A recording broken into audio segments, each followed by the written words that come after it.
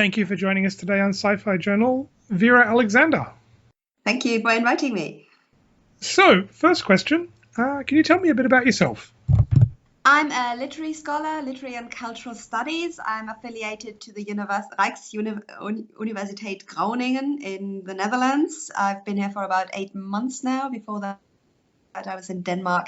And I came to be involved with this symposium by going to Malta on an Erasmus seeking mission. I was trying to find Erasmus spots for our students, and just on that evening when I was there, Victor, who's organizing this conference or symposium, was giving a talk, and it was on James Bond issues, and we sort of geeked out, I suppose, and that's how I learned about the proposed symposium, and we sort of brainstormed a bit, and at some point I sent them an abstract. Okay, so yes, you're attending the Star Trek symposium that's coming up in Malta. You're doing a paper on gardens in the Star Trek universe, how they fit into it and what we can learn. So please, could you tell me a bit more about that? How do gardens fit into Star Trek? Well, at first glance, very badly, right? Yes, well, the spaceship.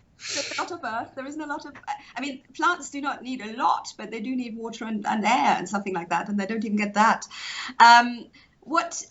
Generally, I'm interested in gardens, in garden books, in garden writing, in representations of gardens, and I have a book that I'm desperately trying to finish on how garden writing is actually a form of life writing. So you look at a book that actually tells you how to make a garden, but in between the lines and across the entire, the big picture of it is that it's somebody telling you about how they see their environment, how they try to affect their environment, some utopian hopes for how to make it better and to improve the world.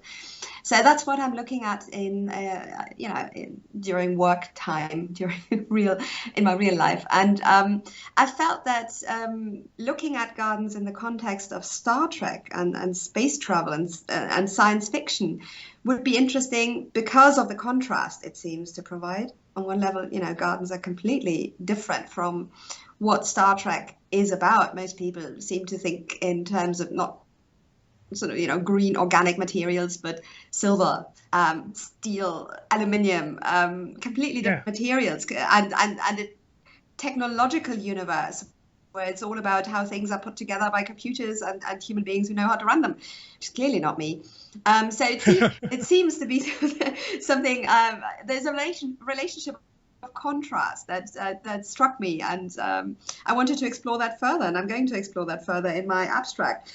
What I also find really interesting is that people go and garden because it gives them a sense of freedom, it gives them a sense of being out in the open, being in contact with nature, and I hope you can hear the scare quotes, because all of what we have in terms of nature is of course constructed, confected, yes, hybridized, planted, prepared. So what we consider nature isn't as natural as we think, and that's basically, once you start thinking about it, nothing in the garden is natural. And if you think about the etymology of the term, which also surfaces in other languages, which also surfaces in words like yard, where it becomes much clearer, it's actually an etymology of enclosure.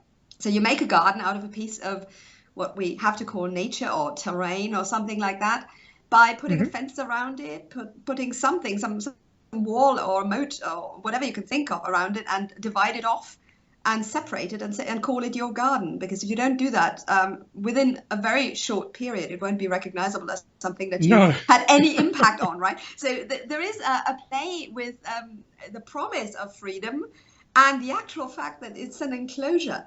So in a sense, you're imprisoning a part of the earth when you make a garden in order to enjoy freedom in it. Enjoy that for a while, because I think that idea is something that you see reflected in how starship travel is represented throughout Star Trek and other series and other productions that have starships in them, because you have something that is very much enclosed against a fairly hostile environment. And the fact that this enclosed thing travels and enables freedom beyond what planet Earth or the Garden of Earth sort of enables is a second thought. But really, there is a lot of play with this idea of freedom, exploration, and encountering something alien. And once you think about that, what grows in our gardens, well, apart from statues that you put in there, or gnomes or other terribly tasteless things, most of most gardens are filled with plants. And Yes. plants are something that we can't actually understand. We can't communicate with them. If you've ever tried to talk a plant into growing, this can actually land you in an asylum, because no matter what you do, they have their own minds, they have their own life forms, they have their own time schemes. They don't move about the way that we do.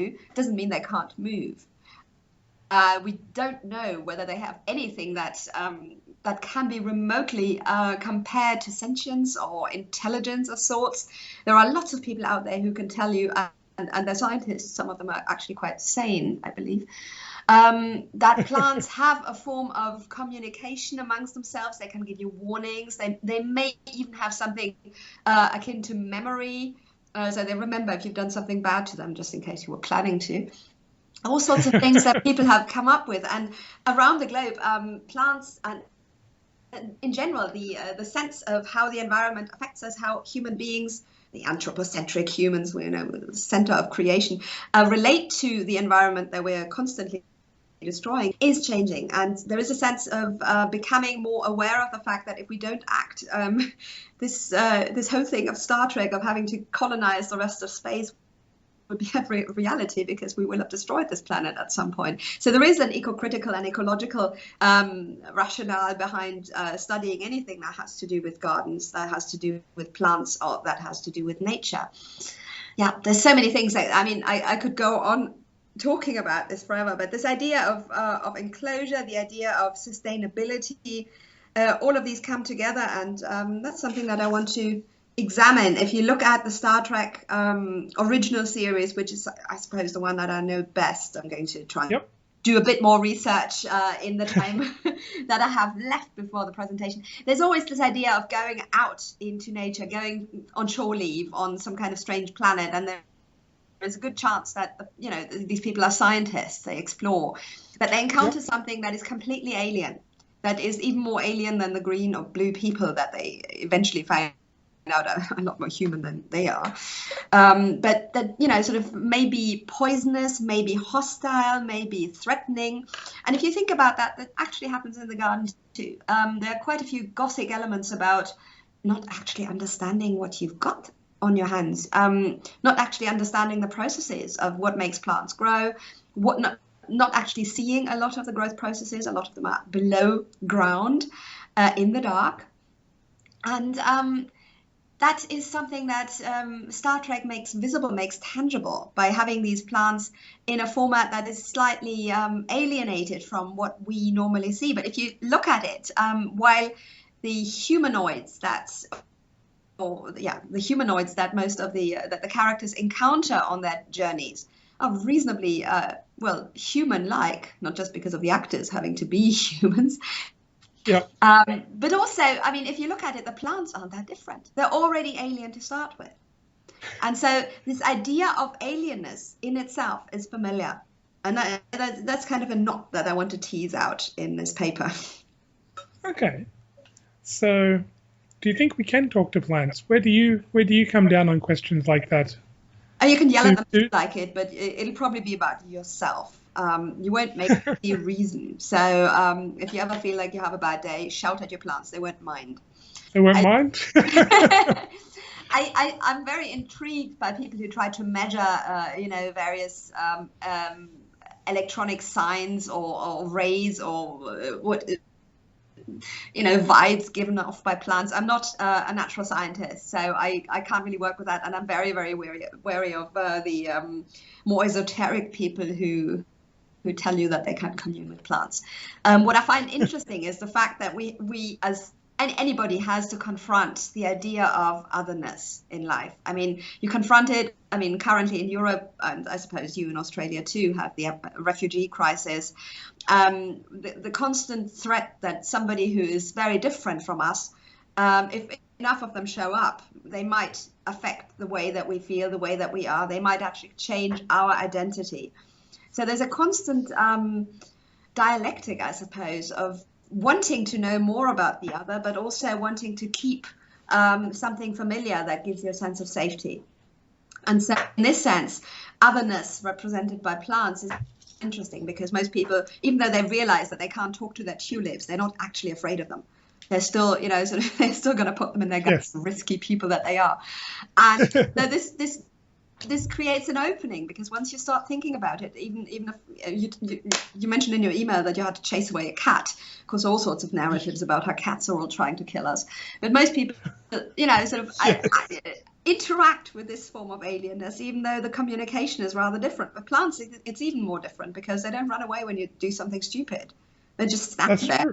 And perhaps they procreate while you're not even watching, and make sure that you've got more plants, and that part of your garden is going to be destroyed in 5 years' time, because they're so patient, and they don't have this. Yes, they're waging war on one another at on a time scale we can't comprehend. Or they don't even have a concept of war. They just get on with it. Or maybe they do. Who knows? Yeah, but that's question, I suppose. Whenever we think about that, whenever we try to sort of put that into language, we're basically projecting. We're projecting what we would do, right? Because and in a way, what we would do is inspired by plants, especially if you look at Star Trek. To bring it back to that, in the context of imperialism, I mean, the original series is anchored in the age of the Cold War, and this is a time which has just come out of an age of imperialism, which was, sort of rampant from the Renaissance onwards. So the idea, and it's in the 20th century that we slowly start to see that sustainability needs to come first, that we can't just keep expanding and getting bigger and better and faster. But that's something else will need to be done, because at some point we've run out of planet, we've run out of space, out of air, and out of everything. So that expansionist move that plants inspire, in a way, if you let them get on with it, they're going to spread. If you look at Chernobyl and places where human beings have, for some reason or the other, evacuated an area, they do just take over, don't they? Right? Sorry. Sorry. Yes, places like Chernobyl, they're overgrown. Well, exactly. So if you get out of the way, plants will get on with it. They will completely eat up any space. They will cover it. They will colonize it, and that's basically where the metaphor comes from. And of course, in Star Trek, we confront colonization in a human form, but they do the same thing. Where can we put down roots? All right, quite a few of these episodes have people trying to put down roots, metaphorically, in outer space. And of course, it goes badly, because otherwise you would need Kirk and his crew. But there are Gothic aspects to that, and to the notion that we spread like germs. And yes, the very rabid ecologists and environmentalists will see us that way. And the planet would be much better off, and has been better off, without human beings. Yeah. Just because we think we're the crown of creation doesn't mean that the tulips, just to use a Dutch example, necessarily agree. Yeah. Okay. All right then. So that's what we've got to look forward to with your paper and some of the ideas that are going to be discussed at the conference. So if people want to learn more about your work, or obviously they can read the proceedings of the conference, but if they want to know more about your work, where's a good place to look? I suppose I have a webpage at the University of Groningen. I have an academia.edu profile. People can also just write to me if they're interested. They can invite me for talks. I'd be happy to talk about anything relating to literary studies, especially with a focus on eco-criticism and gardens, but pretty much anything that relates to migration and similar issues as well. I suppose talks, conferences such as this one would be an obvious place to start. Yeah, I haven't done anything in terms of making a YouTube channel or anything like that, simply because I haven't got the time, but I might at some point. And the expertise, I should say. Computers. Computers are evil. Well, thank you very much for taking the time to join us today. Thank you very much, Jason, and good luck with your project.